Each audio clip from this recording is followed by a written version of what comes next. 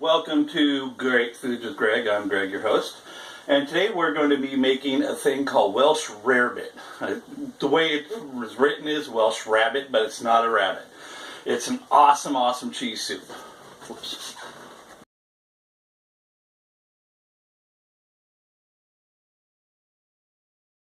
Been a few minutes, about 4 minutes, to get this milk all nice and heated up and stuff like that. So now basically what I'm going to do, so I don't over cool off the milk is really quick, so I'm just going to add a little bit of cheese at a time while I'm stirring it in. That way the little bitty bits get melt as they do. Careful not to try to spill any in your grill. Otherwise it's going to have a fire.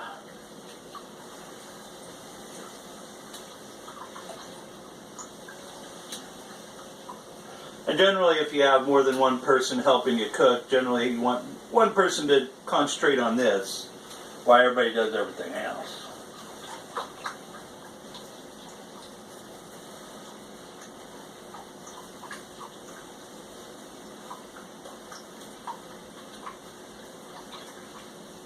And you see it's kind of starting to melt pretty good.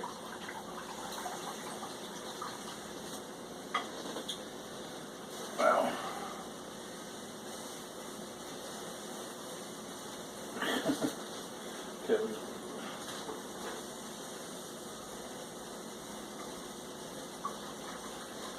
And before I add more cheese, I'll make sure that it's actually melting good before I start clumping this all in.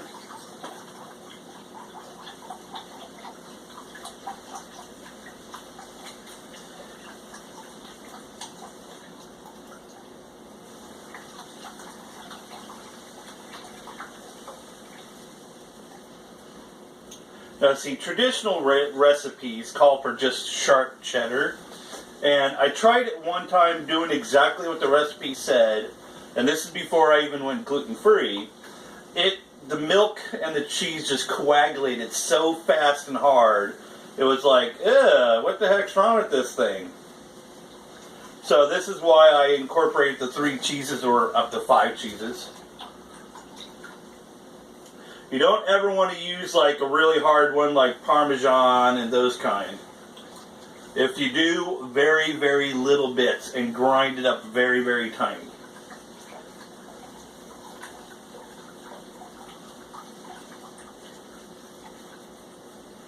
Okay, that's melting pretty good.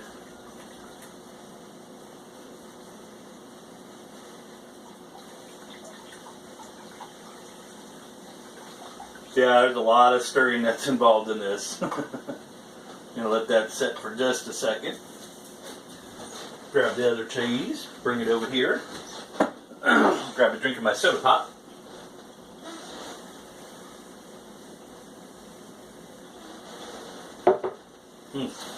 Good. Okay, it's a rum and coke. But it's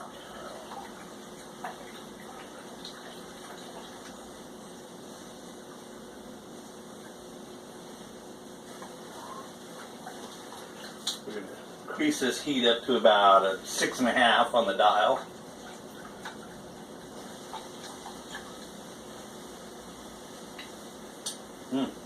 Pretty good tasting.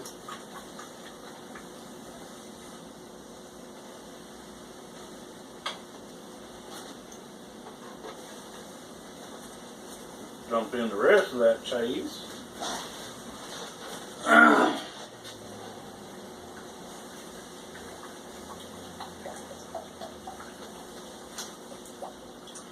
Now, see, I tend to make my Welsh Rarebit a little thick, which that's the way I like it.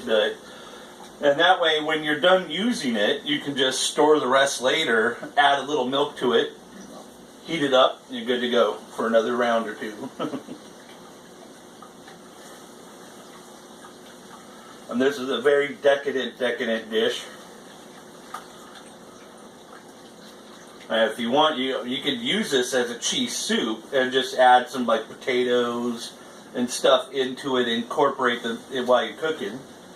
I suggest actually cooking this stuff as it is, or and then put it in a pot. The cheese soup is pretty easy to make. You need cheese, of course. So I got myself about 3 ounces of sharp cheddar. See? Nice and shredded. I got myself about 10 ounces of normal medium cheddar. And then I got myself about 7 ounces of Monterey. Now you can mix that up with, like, you know, a couple ounces of Munster cheese, which is really good, or a Gruyere. Okay, and then we're going to have 4 cups of liquid. This is basically a pint of heavy whipping cream and milk. The heavy whipping cream makes it more creamier. Okay, you're going to need 2 tablespoons for your olio, or for your roux. I'm doing a little bit of bacon fat and butter. You're also going to need a double boiler. If you've got one, that's fine. If you don't got a double boiler, normal saucepan with about 2 inches of water in there. And a simple glass bowl to fit right on top of the pan. Like so. Now, I'm going to heat this up to about medium heat. But first, we also have things that we got to show you. You're going to have about 3 tablespoons of flour. This is gluten-free flour, so this whole dish I'm making is gluten-free, but you can represent it with normal flour. Okay, and this is a tablespoon of tapioca, 2 teaspoons of millet flour, a teaspoon of coconut, a teaspoon of coconut, millet, brown rice, and a teaspoon of amaranth flour, and about a 1/4 teaspoon of xanthan gum to bind it together. Then you got your spice mixture. Let's see. This is basically salt, black pepper, paprika, onion powder. I do about a tablespoon of onion powder, a teaspoon of oregano and basil mixed, paprika, about the same thing, about a teaspoon. Teaspoon and a half to 2 teaspoons of black pepper. So you got that, and about 1.5 teaspoons or half a tablespoon of salt. Okay, so and a little bit of coriander, probably basically about maybe a 1/16 of a teaspoon. Okay, so basically we're going to heat this water up. We're going to throw in our lard. Also, I totally forgot about a 1/4 ounce or a 1/4 cup of beer. Now I'm using Corona since it's gluten-free beer, or very, very, very, very low gluten-free beer. You can use, if you're not doing gluten-free, I suggest a Hefeweizen, a good one. So we're basically going to let that heat up. Now, basically, the traditional way to eat this dish is poured on toast. Okay, I prefer to use it like as a little dipping thing, and then add, like, you know, cook up some sauteed peppers, some mushrooms, big chunks of onion, toast, steaks, roast beef. Tonight we're doing bratwursts. Oh yeah, bratwursts and that are awesome. Put it this way, I've even dipped pizza in this stuff, and it was phenomenal. So, while this water's heating up and the roux is melting, we're going to put away our spice ingredients. Now, I also added a little cayenne pepper in there for a tiny kick. If you like a good amount of kick in your stuff, then that's quite fine. Some of my family members can't deal with the heat that well, so I lower it down a little bit. Okay, and also we're going to need a whipping and a spatula. This is to scrape down the sides. This is to actually mix the cheese in. I mean, you can use a spoon, but it's better if you actually do use the whip. That way the roux gets mixed faster and all that sort of stuff.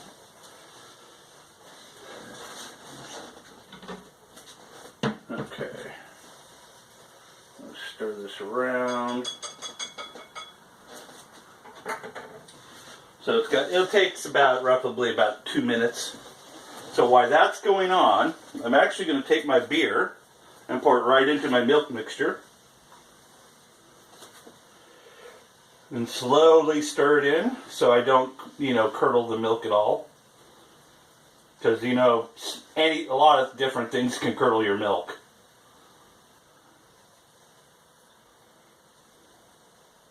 Now you also want to make sure that your beer is flat. And one way you can do that is let it sit overnight or without the top on. Or what I will do is I'll sit there and stir it every few minutes and get the beer fizz out of there. Okay, we're almost ready for the flour mixture. Okay. Awesome. Got that going. We're going to add in our flour. A little bit at a time. Because you might not need the whole 3 tablespoons.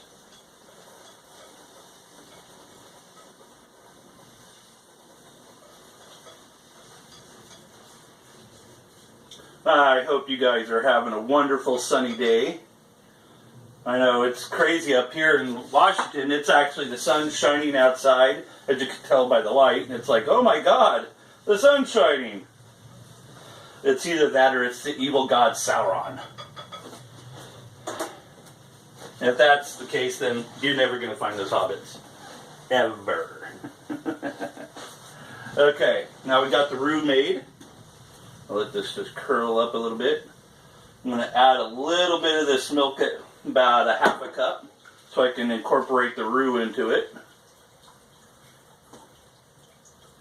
Now, the longer you cook a roux, the more nuttier of a flavor it's going to get, but if you go, it can turn burnt really fast, and you don't want a burnt roux because then that just ruins your whole dish, like instantly. Okay, and I'm slowly pouring this milk in a little bit at a time. That way, one, I don't, make it curdle. Two, I can get this roux incorporated well.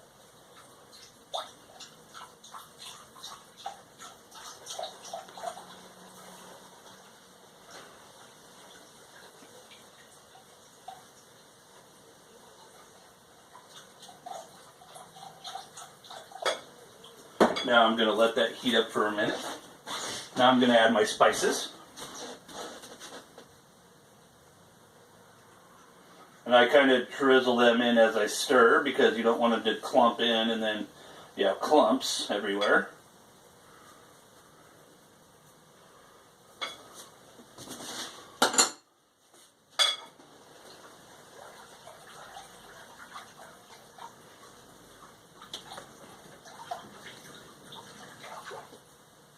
Ooh, it's a windy day out there. Perfect for cockfighting.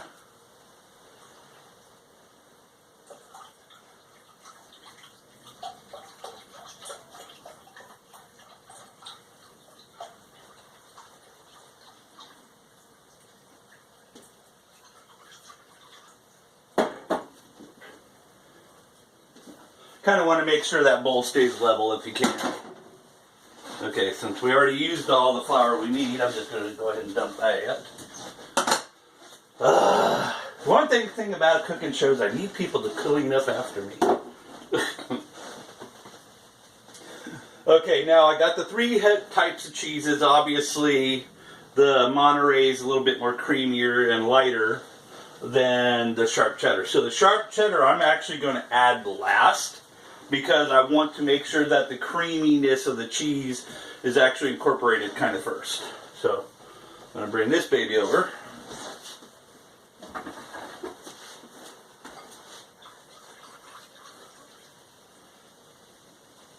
Okay, it's not even hot enough for me to actually start it yet, so I'm going to let this just kind of cook for a minute. I'm going to set the timer for 2 minutes. Ah, my nose. Must be allergy season outside.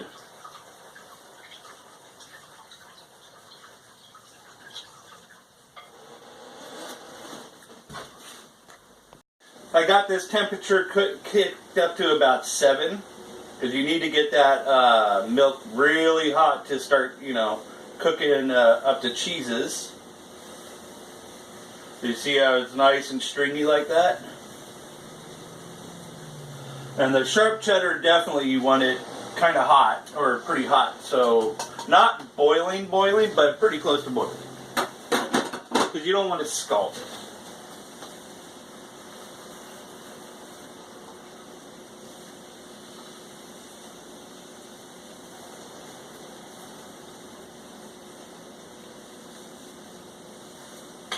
Now basically, once your cheeses are done, the dish is done. So if you're gonna like add stuff to it, or you know, you want to dip stuff into it or pour it over stuff, make sure that food is already cooking, because this only takes about 15 minutes to cook.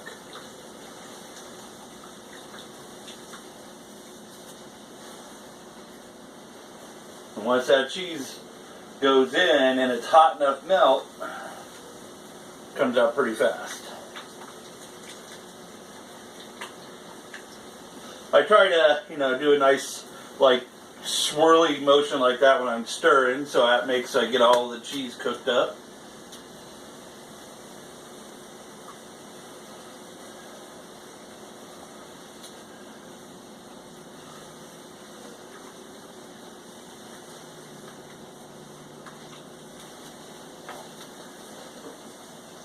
Pour the rest in.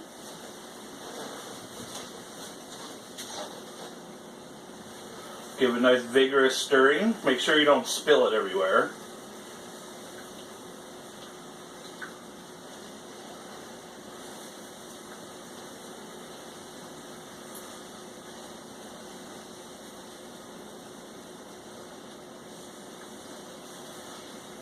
That's how I can tell if the cheese is actually melted all the way, if it just pours right off the whisk.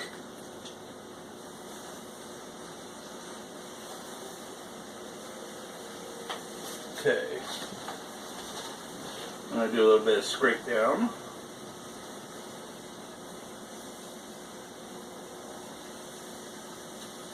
There we go. Now if you want to make it thicker, go right ahead. It's definitely awesome.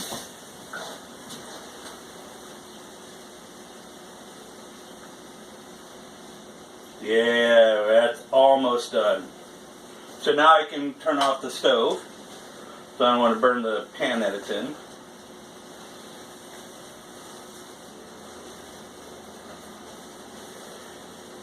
And that is done. Now, let's set it aside for the moment.